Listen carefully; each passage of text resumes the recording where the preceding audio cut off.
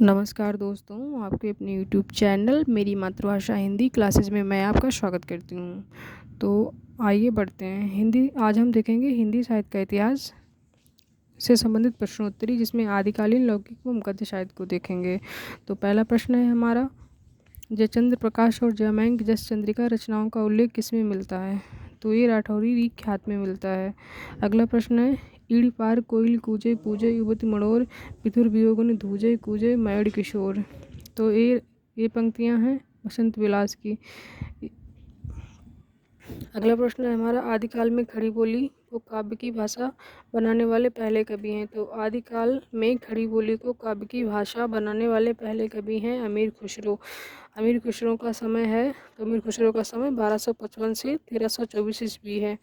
प्रश्न अगला है हमारा, हिंदी में चंपू परंपरा की पहली रचना मानी जाती है? तो हिंदी में चंपू परंपरा की पहली रचना राउल बेल को माना जाता है।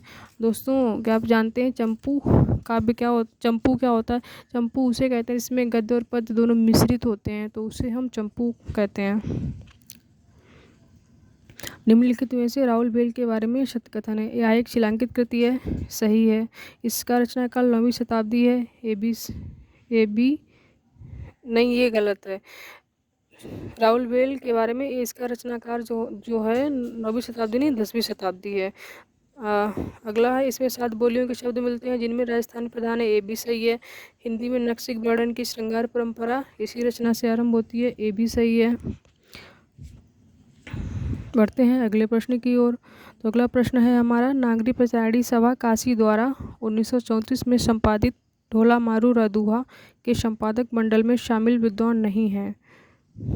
तो इसमें हरप्रसाद शास्त्री शामिल नहीं है। राम सिंह शामिल थे, सूर्यकरण पारिक थे, नरोत्तम दास स्वामी थे। अगला प्रश्न है, किस आलोचक ने कीर्तिलता को भृंगी संवाद कहा है? तो हजारी प्रसाद द्विवेदी ने कीर्तिलता को भृंगी संवाद कहा है। अगला प्रश्न है हमारा, बसंत विलास में ध्वनि छंदों की संख्या है?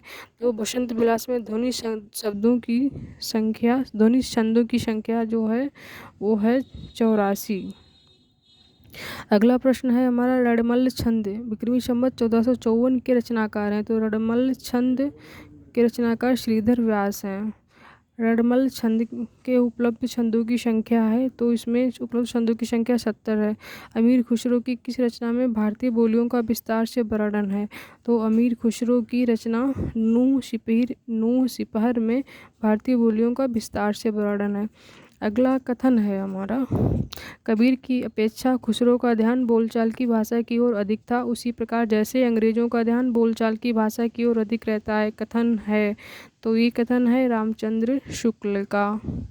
अगले प्रश्न की ओर बढ़ते हैं। हमारा अगला प्रश्न है, किस आलोचक ने विद्यापति को जातीय कवि एवं अपरूप का कवि कहा है? तो इसका सही जवाब है डॉक्टर बच्चन सिंह ने।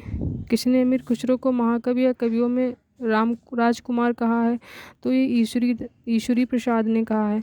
विद्यापति के गुरु का नाम था? तो विद्यापति के गुरु का नाम था हरि मिश्र। नमस्कार दोस्तों, आज के लिए इतना ही।